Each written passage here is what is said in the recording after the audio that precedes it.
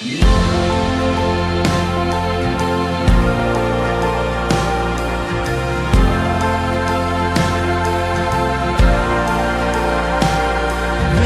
peace like a river attendeth my way, when sorrows like sea billows roll,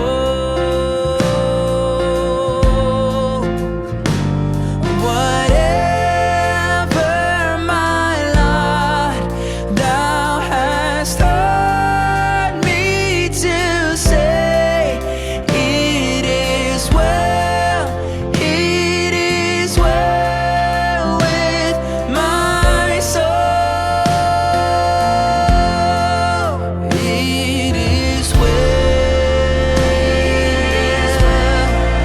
with my soul.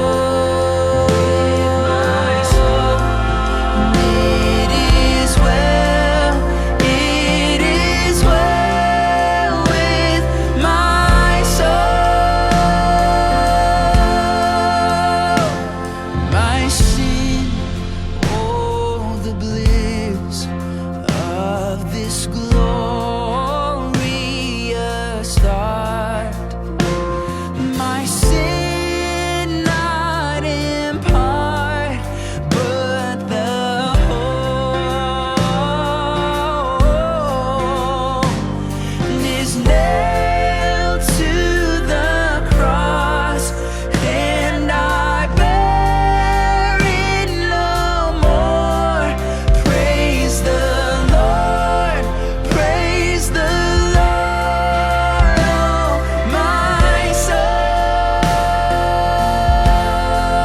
It is well with my soul. It is well with my soul. It is well with my soul.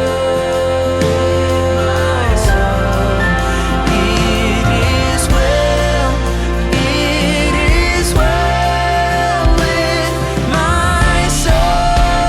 Even when the trouble comes, it's alright, it's alright, it's alright not to be alright.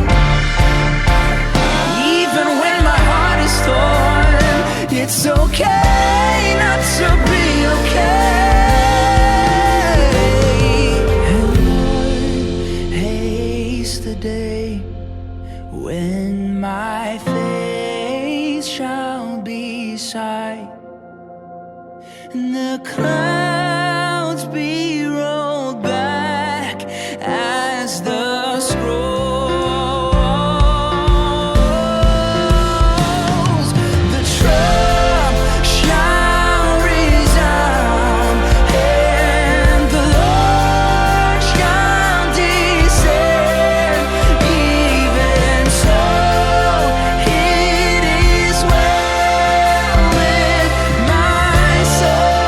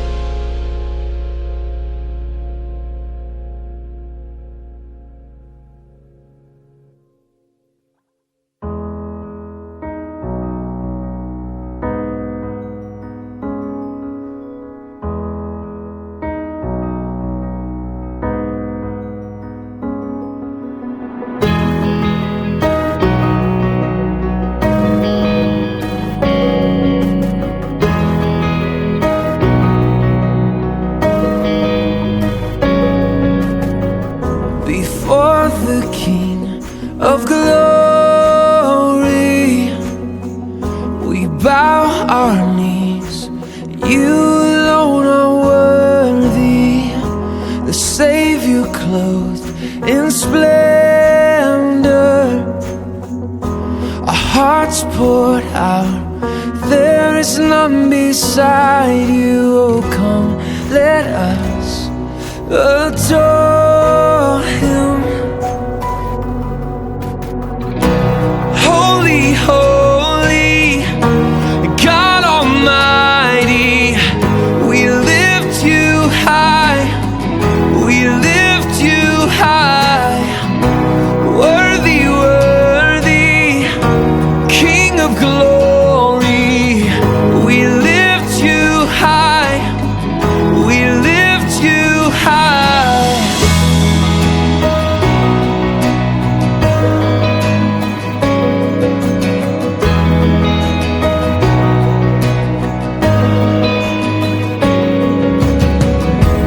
Peace within the battle, we lift our hands, our lives to you surrender. Jesus came to save us. We bring our gifts, forever we will serve you. Oh, come, let us adore Him. Oh, come, let us adore Him. Holy, holy,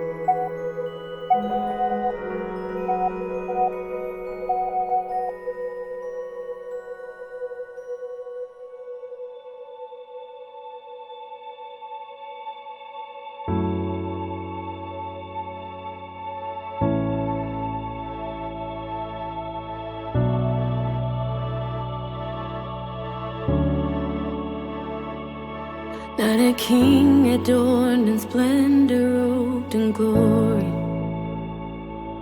But a baby in a manger born to save. Not a warrior who fights his way to power, but a friend who faced the cross to set us free.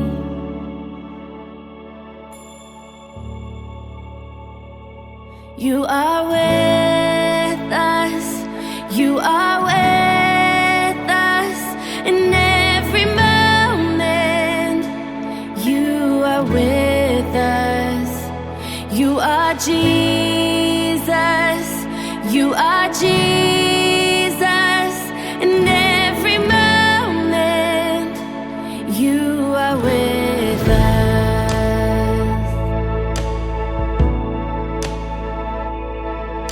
Wrapped in rags, receive the gift of heaven.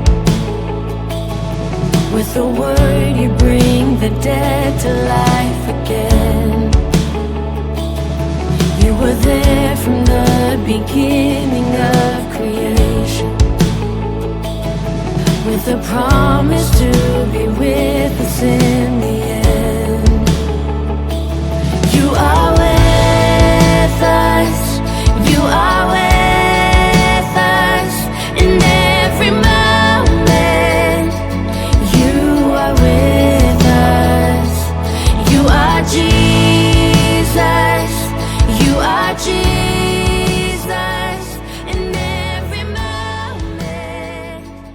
You are with us.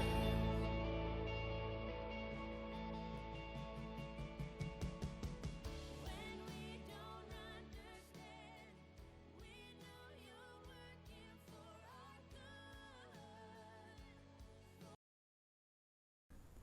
Selamat hari Minggu dan selamat beribadah jemaat sekalian terkasih dalam Tuhan Yesus Kristus.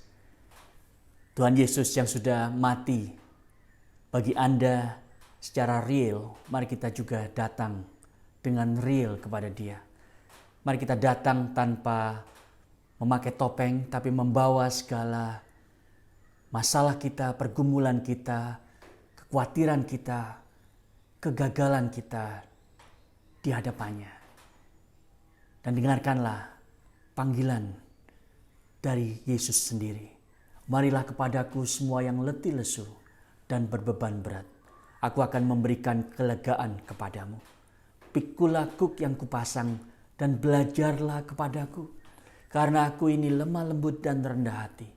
Dan jiwamu akan mendapat ketenangan. Mari kita memujikan lagu berikut dengan penuh sukacita kepada Tuhan Yesus Kristus. Selamat pagi jemaat sekalian, selamat hari Minggu. Sungguh bersyukur atas pimpinan Tuhan sepanjang minggu ini. Dan untuk hari ini, pada saat kita bisa kembali beribadah bersama. Saudara, di masa pandemi ini, terutama pada saat ini, ketika kita ada di stage 4, saya yakin banyak dari kita yang mulai merasa burnout. Tentunya alasan dan penyebabnya bisa berbeda-beda. Tapi saudara, satu hal yang saya sangat syukuri adalah kita punya Tuhan yang terus setia menopang kita. Dan seperti tertulis di dalam lirik lagu yang akan kita nyanyikan, di dalam Dia kita bisa menemukan our ultimate rest and a blessed assurance. Mari kita angkat pujian ini bersama.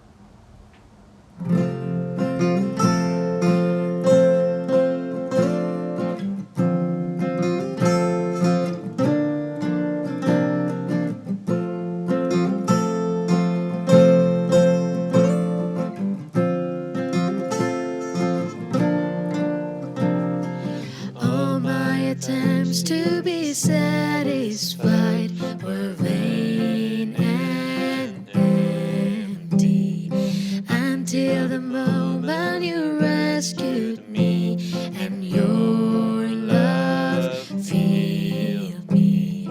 My soul sings, now my soul sings. What blessed assurance I found in you, I found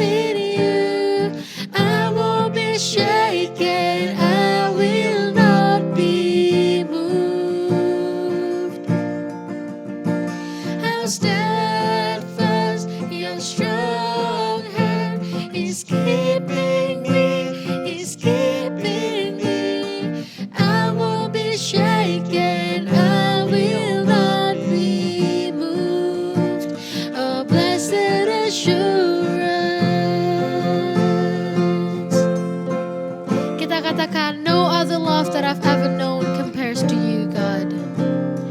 No other love that I've ever known compares to you, God. No other love that I've ever found has done what you've done. My soul sings, now my soul sings. What blessed assurance I found in you, I found in you. I won't be shaken, I will not be moved. How steadfast your strong hand is keeping me, is keeping me. I won't be shaken, I will not be moved. Oh, blessed assurance.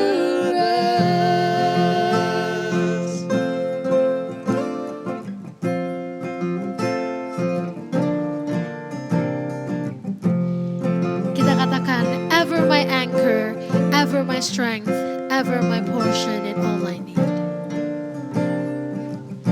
Ever my anchor, ever my strength, ever my portion and all I need.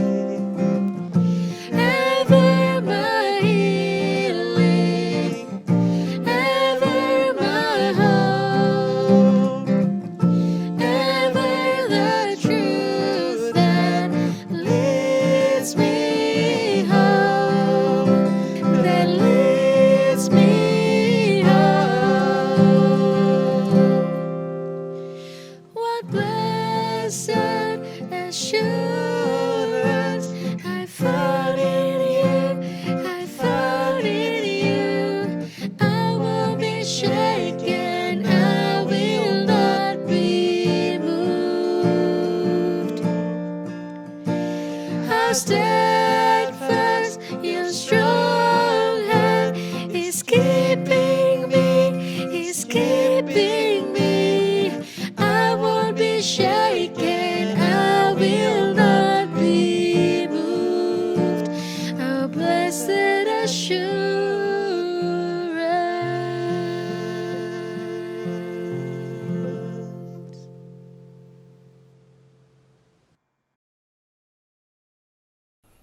Mari kita tunduk kepala, kita berdoa.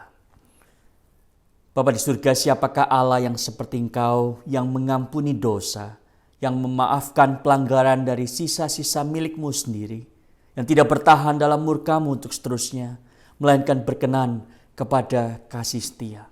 Sungguh ya Allah, kasih setia-Mu itu lebih besar daripada hidup kami sendiri. Itu sebab kami datang dengan penuh keberanian menghampiri tata kasih karunia di dalam Kristus Yesus. Karena kami tahu ya Tuhan, kami orang berdosa yang membutuhkan belas kasih dan anugerah-Mu setiap saat. Kalau selama ini ya Tuhan, karena kami mengikuti keinginan hati kami dan tidak mendengar Tuhan, maka ya Tuhan, dalam masa pandemi ini betapa mudah bagi kami untuk merasa terlalu capek di dalam jiwa kami, di dalam fisik kami, di dalam emosi kami ya Tuhan. Sehingga banyak konflik yang tidak perlu terjadi dalam rumah tangga. Bapa di surga, kami datang mengakui dosa kami dan memohon pengampunan dari-Mu. Pagi hari ini kami juga ingin berdoa secara khusus ya Tuhan untuk para healthcare workers, dokter dan suster yang bekerja di garis depan menolong orang-orang pasien positif COVID-19 di berbagai rumah sakit. Bapak, biarlah mereka memiliki compassion yang pernah ditunjukkan oleh Tuhan Yesus ketika menyembuhkan banyak orang sakit pada waktu Engkau berjalan di tengah-tengah kami melayani. Tapi ya Tuhan, kami juga berdoa Engkau menjaga mereka, memberikan kekuatan ekstra kepada para dokter dan suster ini, agar ya Tuhan mereka sendiri tidak jatuh sakit, tetapi terus dapat melayani Tuhan dan mengetahui batasan-batasan limits yang mereka miliki sebagai manusia. Tolong ya Tuhan, berkati setiap mereka. Berkati keluarga mereka yang di rumah. Kami juga berdoa hari ini ya Tuhan untuk negara kami yang baru merayakan 75 tahun Dirgahayu. Kami berdoa ya Tuhan agar negara ini boleh bebas dari masalah-masalah yang sudah kronis, yaitu korupsi, kemiskinan, dan berbagai masalah-masalah lain yang ada di daerah di pusat. Kami berdoa ya Tuhan, bijaksana dari surga itu turun atas semua pemerintah di dalam mengelola pandemi ini ya Tuhan, agar banyak masyarakat yang diberikan kesadaran untuk memakai masker, untuk menjaga jarak, untuk tinggal di rumah, sehingga negara ini boleh tetap berharap ya Tuhan untuk dapat keluar dari pandemi ini segera. Bapa, kami berdoa juga untuk kami yang ada di sini, kami yang bekerja di berbagai macam bidang dan profesi ya Tuhan, tolong kami tidak burn out, tetapi dapat membagi waktu dengan baik. Kami dapat menjaga stamina rohani kami untuk tetap tinggal di dalam Kristus dan Kristus di dalam kami. Sehingga di dalam masa pandemi ini kami tetap dapat menjadi berkat bagi anggota keluarga kami di rumah. Baik kami sebagai suami, sebagai istri, sebagai papa dan mama, sebagai anak, bahkan juga sebagai sahabat satu dengan yang lain, sebagai saudara seiman di dalam Kristus, boleh terus menghibur, membangun, mendoakan dan menguatkan satu dengan yang lain. Terima kasih Bapa. Kami menyerahkan setiap diri kami, agar melalui ibadah online ini ya Tuhan, kami mendengarkan suara Tuhan sendiri yang memberikan kepada kami penghiburan dan kekuatan. Dengar doa kami Bapa, di dalam nama Tuhan Yesus. Amin. Teman sekalian, dengarkanlah berita anugerah dari Tuhan kita. Tuhan itu dekat dengan orang-orang yang patah hati. Dan Ia menyelamatkan orang-orang yang remuk jiwanya. Ia menyembuhkan orang-orang yang patah hati dan membalut luka-luka mereka. Kita akan mengikuti bersama New City Catechism minggu yang ke-34.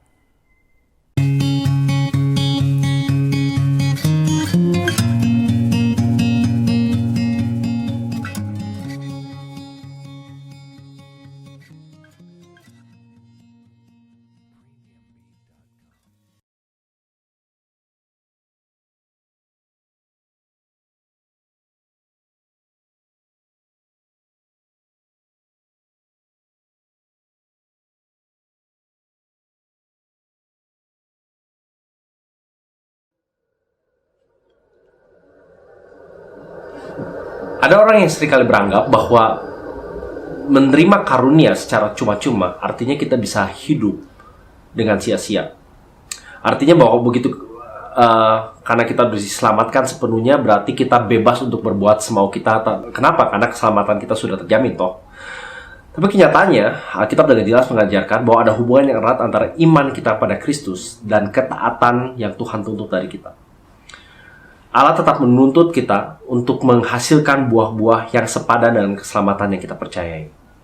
Kita harus hidup sesuai dengan firman-Nya, kita harus berjuang untuk berjalan di jalan-Nya, kita harus hidup belajar untuk mengasihi entah sesama anggota gereja atau orang-orang yang sulit di sekitar kita. Ini adalah buah dari keselamatan yang Tuhan mau terlihat dan terjadi dalam hidup kita. Nah, kenapa buah dari keselamatan ini perlu? Well, salah satu gunanya adalah untuk menunjukkan bahwa keselamatan kita sifatnya itu genuine atau real. Kalau tidak ada keselamatan yang real, maka otomatis tidak akan ada buah yang nyata juga. Tapi yang lain juga, buah keselamatan itu kita perlu tunjukkan supaya orang lain melalui buah keselamatan kita, melalui ketaatan kita, juga bisa mengenal siapa Tuhan dan Juru Selamat kita. Nah, faktor yang lain yang juga dibahas oleh Katekismus hari ini adalah ini. Bahwa perbuatan baik kita, ketaatan kita juga berguna untuk meyakinkan bahwa kita adalah anak-anak Allah. Nah, kita harus membedakan antara fakta bahwa kita diselamatkan dengan keyakinan bahwa kita punya keselamatan itu. Nah, fakta itu tidak bisa diganggu-gugat, tetapi keyakinannya itu bisa pasang surut karena kita bisa kadang tidak taat, bisa taat. Dan alangkah baiknya kalau kita punya keyakinan yang pasti Bukan saja karena kita percaya pada berita Injil, tetapi juga dengan berjalannya waktu kita semakin bertumbuh, semakin taat, mengasihi Tuhan, semakin mau hidup berbuah bagi Dia.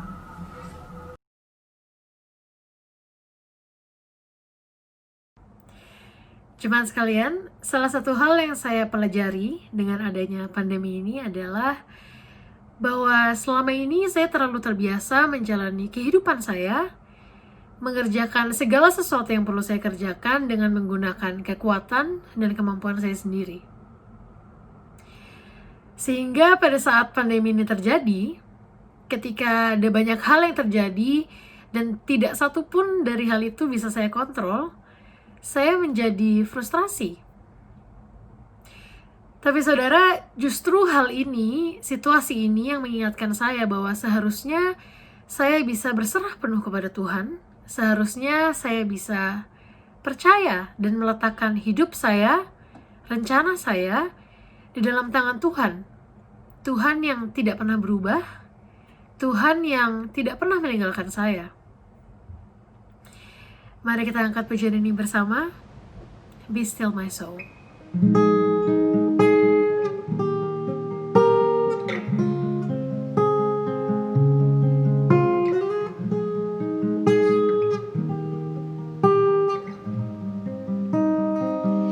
Be still, my soul. The Lord is on thy side. Bear patiently the cross of grief or pain. Leave to thy God to order and provide. In every change, He faithful will remain.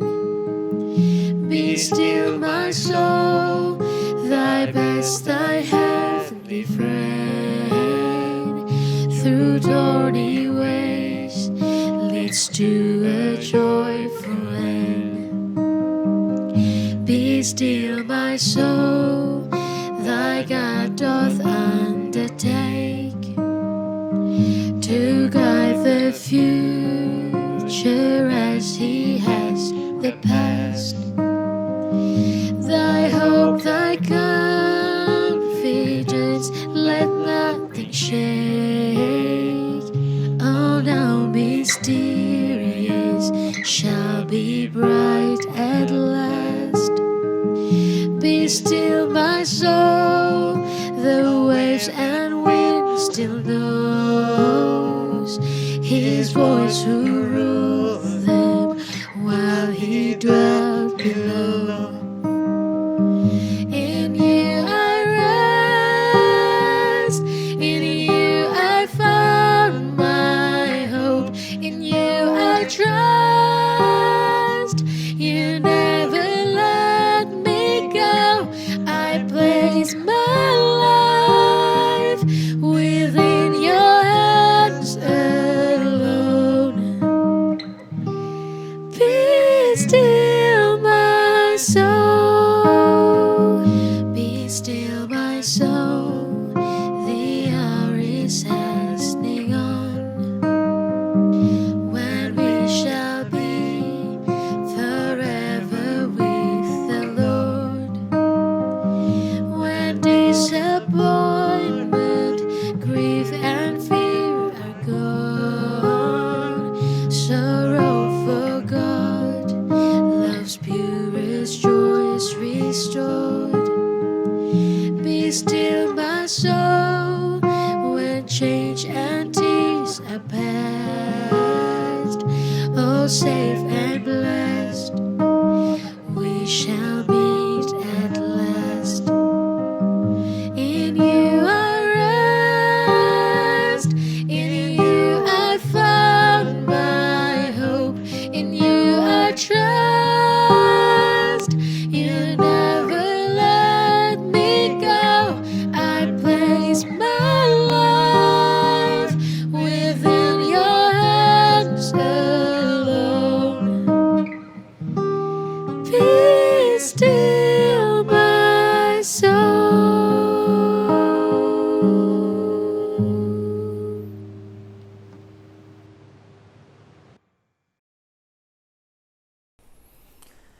Mari kita tunduk kepala, kita berdoa. Bapa di surga, yang hatinya teguh Kau jagai dengan damai sejahtera, sebab kepadamu-lah ia percaya. Dan sungguh ya Tuhan, dalam tinggal tenang dan percaya terletak kekuatan kami. Sebab kami mohon ya Tuhan, berbicaralah kepada kami, agar kami dikuatkan, diperbarui. Tolong hamba-Mu dan setiap kami yang mendengar. Di dalam nama Tuhan Yesus. Amin. Jemaat sekalian terkasih dalam Tuhan, kita berada dalam satu seri yang diberi judul Injil dan Lockdown. Hari ini kita akan melihat burnout. Saudara, di mana burnout itu ada di dalam Alkitab? Saya ingin mengajak Anda untuk memperhatikan Mazmur 32 yang menjadi dasar khotbah hari ini. Saya tidak akan bacakan seluruhnya, saya akan bacakan bagi Anda ayat 3 dan 4 terlebih dahulu. Untuk menunjukkan saudara, di sanalah burnout yang dialami oleh Daud. Demikian saudara firman Tuhan, Mazmur 32 ayat 3 dan 4. Selama aku berdiam diri, tulang-tulangku menjadi lesu, karena aku mengeluh sepanjang hari. Sebab siang malam tanganmu menekan aku dengan berat, sumsumku menjadi kering, seperti oleh teriknya musim panas. Saudara, burnout ini adalah sebuah kondisi yang dimana kita mengalami keletihan secara fisik, emosi, dan mental karena stres yang berkepanjangan. Orang yang mengalami burnout, saudara, tidak lagi memiliki keinginan ataupun kemampuan untuk melakukan tugas tanggung jawabnya. Sukacitanya hilang, pengharapannya hilang, energinya hilang, motivasinya hilang, fokusnya hilang. Nah, saudara, di dalam disiplin ilmu psikologi ada seorang yang bernama Christina Maslach yang mencoba untuk menggambarkan, saudara, menjelaskan konsep burnout ini dengan 3 kondisi yang saya kira sangat tepat. Yang pertama, saudara, dia mengatakan bahwa orang yang mengalami burnout itu mengalami kelelahan secara emosi, ya emotional exhaustion. Seperti kain yang sudah diperas, sudah tidak ada lagi air yang tersisa. Maka saudara, orang ini merasa tidak ada lagi yang dia bisa berikan. Dia ingin meledak atau menenggelamkan kepalanya di bantal. Saudara, tidak mau lagi berurusan dengan masalah keseharian hidupnya. Yang kedua, saudara, kondisi yang dikatakan oleh Maslach adalah bahwa dia mengalami cynicism. Dia sinis, dia apatis terhadap orang lain. Ya, dia mudah curiga kepada orang lain. Dan dia selalu berpikir bahwa yang terburuk itu akan terjadi pada dia. Nah saudara, kalau ini terjadi pada orang Kristen, maka seringkali saudara, pada waktu orang Kristen ini melihat saudara seiman di sekelilingnya, tidak lagi menjadi orang-orang yang perlu dilayani, tetapi masalah yang perlu diatasi. Bukan orang yang harus dilayani, tapi masalah yang harus diatasi. Saudara, itu namanya orang yang sudah mengalami cynicism. Yang ketiga, saudara, adalah efficacy, ya, atau lack of efficacy. Jadi kehilangan satu rasa percaya untuk bisa melakukan sebuah tugas. Karena dia tidak lagi merasa, saudara, bahwa apa yang akan dilakukannya itu berhasil. Nah saudara, 3 hal ini akan dialami oleh orang yang mengalami burnout. Dan secara khusus, saudara, di masa pandemi ini, ya, bayangkan tidak ada lagi batasan antara kerja dan rumah, work and home. Saudara, kalau dulu kita suka bilang, kalau sudah pulang kantor, kerjaan kantor jangan dibawa pulang. Tapi sekarang masalahnya kantornya di rumah. Terus banyak orang bilang, kerja itu rasanya jamnya panjang sekali. Dan saudara, banyak konflik yang tidak perlu terjadi di rumah. Kenapa? Karena burnout. Saudara, saya punya statistik yang berkata bahwa orang Kristen tidak imun akan hal ini. 20% hamba Tuhan full timer itu mengalami burnout. Pertanyaannya, saudara, apakah sebetulnya burnout bagi Kristus itu justru sesuatu yang baik? Saudara, ada orang yang bernama David Murray yang menulis satu buku yang berjudul Reset Living a Grace-Based Life in a Burnout Culture. Dan dia mengatakan bahwa karena sekarang ini banyak sekali message yang diterima oleh orang Kristen. Misalnya, don't waste your life, be radical. Maka saudara, kita menjadi orang yang seakan-akan itu mau memberikan semuanya bagi Kristus Yesus. Dan akhirnya kita itu burnout, saudara. Ya, Anda mungkin masih ingat lagu sekolah minggu yang berbunyi demikian. Give me oil in my lamp to keep me burning. Saudara, lagu itu tepat mungkin dinyanyikan oleh Anda yang masih berada di bawah usia 40 tahun. Give me oil ya Tuhan to keep me burning. Ya, berikan aku minyak supaya aku tetap menyala.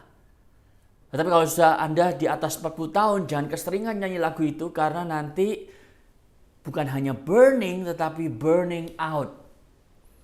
Nah, saudara, itu di satu pihak, tapi di pihak lain kita tahu bahwa banyak orang Kristen yang melayani Tuhan dengan luar biasa sampai kemudian akhirnya dia burnout, saudara.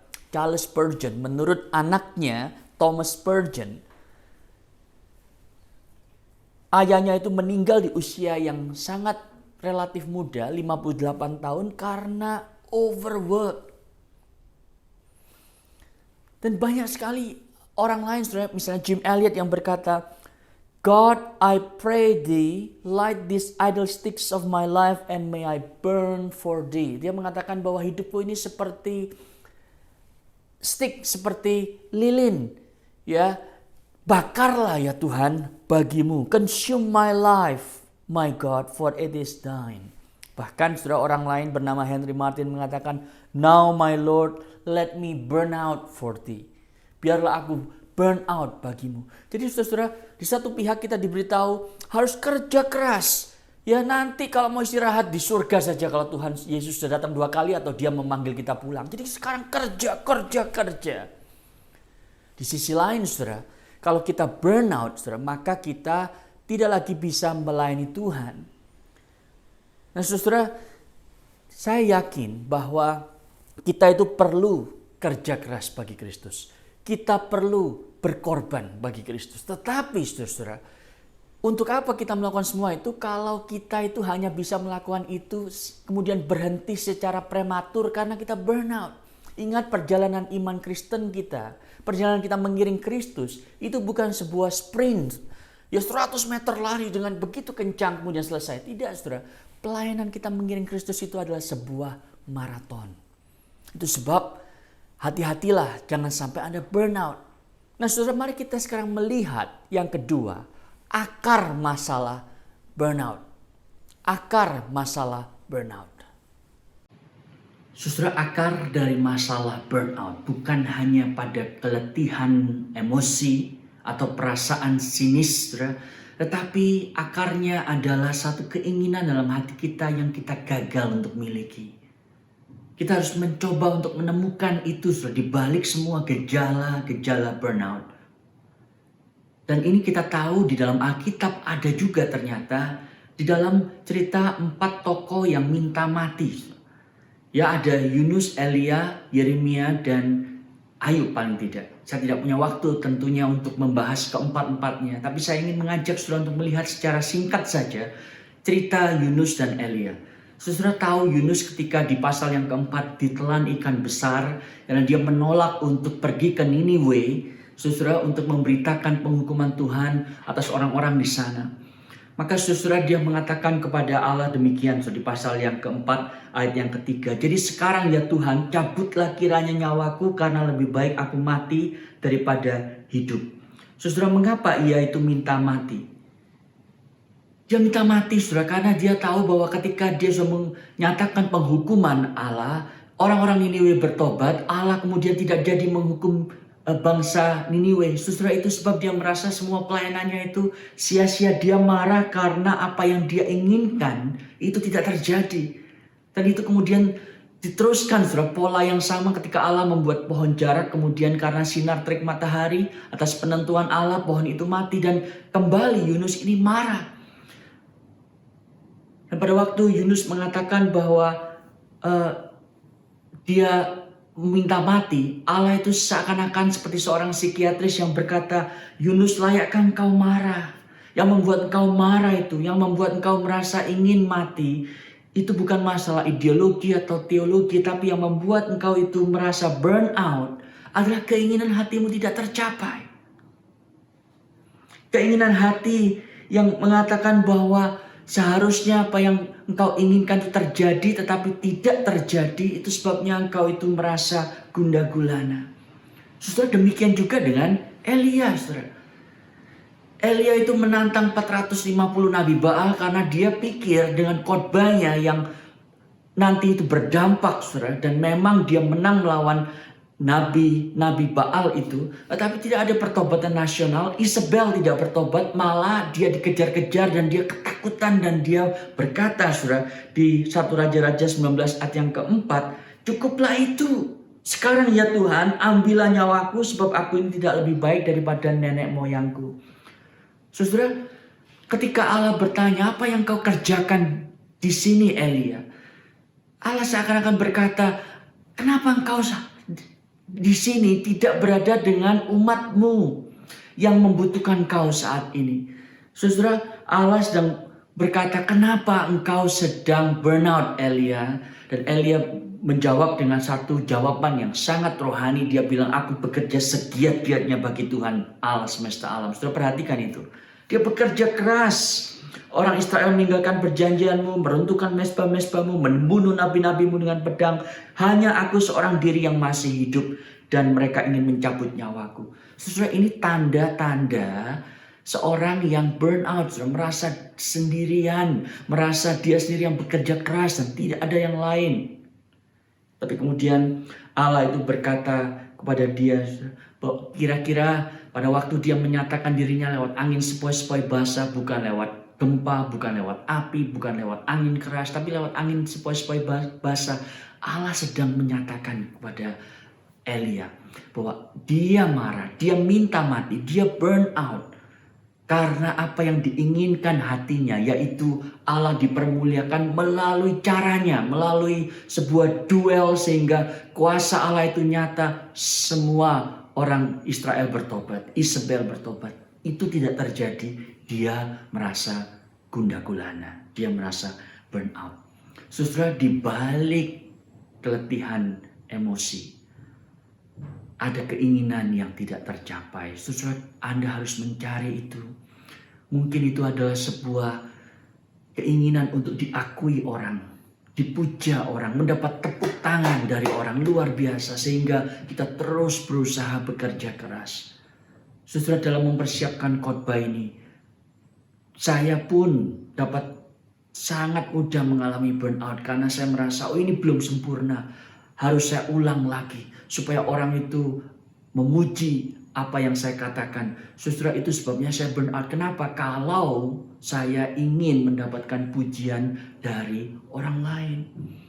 Saudara, setiap orang mengalami hal ini. Bahkan orang yang sudah berpengalaman, saudara.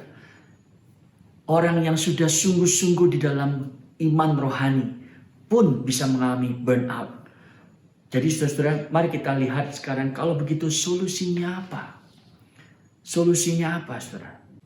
Solusinya adalah kita kembali kepada Mazmur 32, mengakui dosa yang tersembunyi atau yang kita sembunyikan dari Allah. Perhatikan saudara, ayat yang kelima mengatakan begini, dosaku kuberitahukan kepadamu dan kesalahanku tidak kusembunyikan. Aku berkata, aku akan mengaku kepada Tuhan pelanggaran-pelanggaranku dan kau mengampuni kesalahan karena dosaku.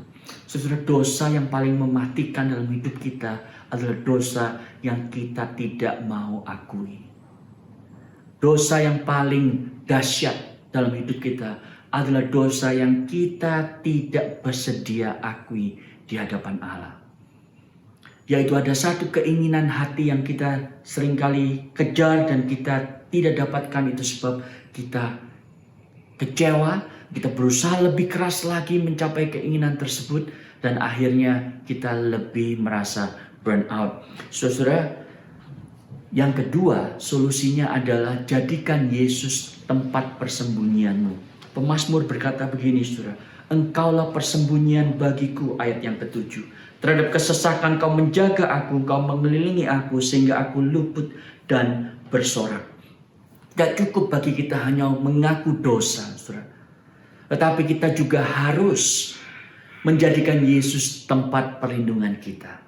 Saudara, ada seorang pelayan Allah, seorang hamba Tuhan yang bernama Joel Mayward, dia mengatakan, sudah 2 tahun aku melayani Tuhan, aku mencoba untuk kerja keras di dalam pelayanan. Dia melayani 60 jam per minggu selama 2 tahun, melakukan segala sesuatu yang dituntut dari pekerjaannya, bahkan lebih dari itu. Lalu dia burn out, saudara. Ketika dia mencoba untuk mengakui segala dosanya di hadapan Allah, saudara, dia kemudian bertemu dengan seorang yang lebih senior dan minta nasihat, dan dia diberitahu begini, Joel, engkau seharusnya bukan hanya bertobat dari kesalahanmu kerja terlalu berat, tetapi ada sesuatu dalam hatimu. Engkau punya keinginan. Apa keinginanmu, saudara? Ketika dia memikirkan itu, keinginannya adalah untuk menerima pujian, penghargaan dari orang, untuk membuktikan bahwa dia itu pekerja keras, pekerja yang sungguh-sungguh, itu sebab dia terus memberikan waktu, tenaga, pengorbanannya, saudara. Lalu seorang yang dia minta nasihat itu berkata begini, kalau engkau ingin tidak burnout, engkau harus belajar untuk mati terhadap keinginanmu untuk dikenal, dipuja, dihormati, dihargai orang lain. Barulah setelah itu engkau memiliki ketenangan di dalam jiwamu. Yang kedua, orang itu bilang, jadikan Yesus itu tempat persembunyianmu. Tidak cukup engkau hanya mengaku dosamu, tetapi engkau akan selalu dihinggapi rasa bersalah sampai Yesus itu menjadi tempat persembunyianmu. Artinya apa? Artinya engkau tidak lagi bersembunyi di balik performancemu. Saudara, ada banyak orang yang mencoba untuk bekerja keras menyembunyikan rasa tidak aman yang mereka miliki. Jadi kinerja kita menjadi validasi dari keberadaan kita. Saya baru jadi orang, saya baru berharga kalau saya berhasil dan sukses dan mendapatkan pengakuan dari publik. Pada waktu itu kita terus kejar, kita akan burn out sampai sudah kita sadar bahwa saya dapat bersembunyi dengan aman di dalam Kristus Yesus. You are my hiding place, kata sebuah lagu yang kita biasa nyanyikan. Dialah yang bisa melepaskan kita dari keinginan kita untuk diakui, karena Yesus sudah mengakui kita pada waktu dia mati di atas kayu salib. Bagi kita yang masih tidak kenal dia, yang masih membenci dia dan tidak peduli dengan dia, saudara, jadikan Yesus tempat persembunyianmu. Yang ketiga, saudara, jadikan Yesus sebagai sandaran kekuatanmu. Saudara, Anda mungkin yang sudah lama nyetir, kalau Anda itu sedang isi bensin, ya, seperti saya, saudara, kadang saya berpikir jangan-jangan saya salah taruh diesel, ya, ke mobil saya sehingga mobilnya jadi rusak. Jadi saya harus berhati-hati, saudara, apakah saya benar taruh yang unleaded ke mobil saya. Saudara, demikian juga kehidupan Kristiani. Ada 2 sumber bensin rohani, saudara, yaitu kekuatan kita atau kekuatan dari Kristus Yesus. Kalau kita mengandalkan kekuatan kita sendiri, itu namanya natural power, mengandalkan kekuatan natural kita sebagai manusia, saudara, kita akan mudah burn out. Tetapi kalau kita memakai bensin yang kedua, yaitu supernatural power dari Kristus Yesus, kita akan dimampukan untuk terus berjalan. So, tahu kenapa? Karena Allah ingin mendapatkan kemuliaan dan tidak mau share dengan kita, saudara. Kalau kita melayani dengan kekuatan supranatural Allah, kita menunjukkan 2 hal. Yang pertama, dia itu layak dilayani, ya, dia layak mendapatkan semua pelayanan kita. Yang kedua, kalau kita bisa melayani dia itu karena kekuatan dari dia, bukan kekuatan saya, bukan kekuatan Anda.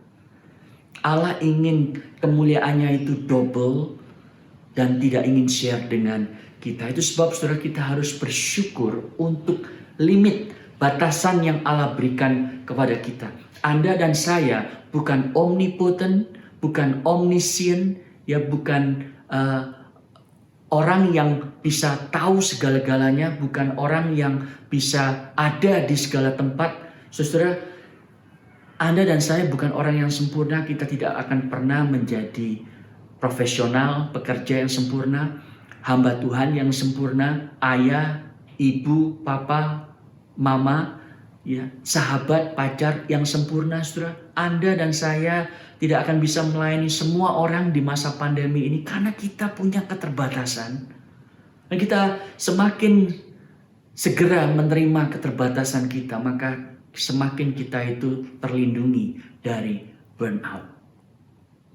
Ini pelajaran yang saya harus terus-menerus ingatkan diri saya sendiri, saudara, untuk berkata no kepada banyak kesempatan-kesempatan yang baik. Untuk berkata tidak terhadap proyek-proyek atau pelayanan-pelayanan yang penting, saudara, karena ada batasan. Tuhan hanya ingin Anda dan saya setia pada porsi yang Dia alokasikan kepada kita. Dan Dia tidak menuntut pertanggung jawab atas hal-hal lain yang Dia berikan kepada orang lain, saudara. Itu sebab kalau kita mengenal itu dengan baik, maka kita akan terhindar dari burnout ini. Saudara, ketika Elia itu, Anda masih ingat, dibawa Tuhan ke Gunung Sinai seperti Musa, saudara. Dan Musa pernah berkata, show me your glory. Dan saudara, Elia itu juga ingin, bukan, kemuliaan Allah itu ditunjukkan pada bangsa Israel dengan dia mengalahkan 450 Nabi Baal. Tapi saudara tahu bahwa keinginan hatinya itulah yang membuat dia burnout dan ingin mati. Sampai sudah di perjanjian baru kita melihat ketika Yesus ditransfigurasi, hadirlah Musa dan Elia di sana. Dan saya yakin Elia itu baru sadar bahwa ternyata Allah juga ingin menyatakan kemuliaannya, tapi dengan cara yang berbeda, bukan cara Elia. Allah ingin menyatakan kemuliaannya di dalam diri Kristus Yesus, khususnya pada waktu dia tersalib mati bagi dosa manusia. Ada salib, bukan mahkota yang Elia inginkan, saudara. Dia memenangkan 450 Nabi Baal itu dan mengalahkan mereka. Tetapi justru melalui, dalam tanda kutip, kekalahan Yesus sebagai pecundang besar, sebagai penjahat mati tersalib. Justru itulah, saudara, di sanalah kemuliaan Allah muncul karena dosa, kematian, neraka, iblis dikalahkan pada waktu itu. Pada waktu Yesus kemudian dibangkitkan bagi Anda dan saya. Itu sebabnya, saudara, tanpa kita mengerti Kristus Yesus, kita tidak akan pernah mengalami sukacita. Yang kita miliki adalah burnout. Pada waktu Elia berkata, dengarkan baik-baik, saudara, cukuplah sudah. Karena aku ini seorang diri. Allah berkata, tidak ada 7.000 nabi yang lain. Tetapi anakku di atas kayu salib, dia sendirian. Supaya Anda dan saya tidak pernah sendirian pada waktu Anda merasa tidak ada orang yang mengerti Anda. Pada waktu Elia berkata, cukuplah sudah, aku mau mati. Allah berkata, tidak. Waktumu belum selesai. Tapi pada waktu Yesus berkata, tetelestai, sudah genap, sudah selesai. Saudara, pekerjaannya memang sudah selesai. Sehingga di dalam Kristus Yesus, Anda dan saya bisa terus mendapatkan kekuatan untuk meneruskan pekerjaan pelayanan kita kepada Dia tanpa mengalami burnout. Saudara, semakin kita mengerti salib Kristus, semakin kita dikuatkan untuk berani mengaku dosa kepadanya dengan sukacita tanpa rasa malu. Untuk kemudian menjadikan Yesus Kristus tempat persembunyian kita. Dan bersandar pada Dia, bukan pada kekuatan kita. Mari kita tunduk kepala, kita berdoa. Bapa di surga, kami bersyukur untuk firman-Mu. Tolong kami ya Tuhan, tidak menjadikan keinginan hati kami untuk dipuji, diakui, untuk berkuasa. Sehingga itu semua mendorong kami untuk bekerja keras demi kami sendiri sehingga kami burnout. Tapi tolong kami untuk mengakui dosa kami di hadapan Tuhan. Menjadikan Kristus tempat persembunyian kami dan terus bersandar kepada Kristus Yesus. Terima kasih Bapa, dengar doa kami. Di dalam nama Kristus itulah kami bersyukur dan berdoa. Amin. Jemaat sekalian, baru-baru ini gereja kita mengirimkan sebuah dana misi $2.100 kepada seorang hamba Tuhan di desa untuk mencukupi kebutuhannya selama 6 bulan. Dan kalau Anda ingin berbagian di dalam pekerjaan misi seperti ini, mari saudara kita ambil bagian di dalam memberikan persembahan syukur melalui transfer di dalam detail yang tertera dalam layar Anda. Yang kedua, sebentar lagi kita akan mengadakan Gospel Talk untuk bisa berdiskusi dan bersekutu lebih dalam. Saya mengundang Anda untuk bergabung bersama dengan kami. Mari saudara kita mempersiapkan hati kita untuk menerima doa berkat. Sebab Tuhan, Dia sendiri akan berjalan di depanmu. Dia sendiri akan menyertai engkau. Dia tidak akan membiarkan engkau dan tidak akan meninggalkan engkau. Janganlah takut dan janganlah patah hati. Amin. Selamat hari Minggu. Tuhan memberkati.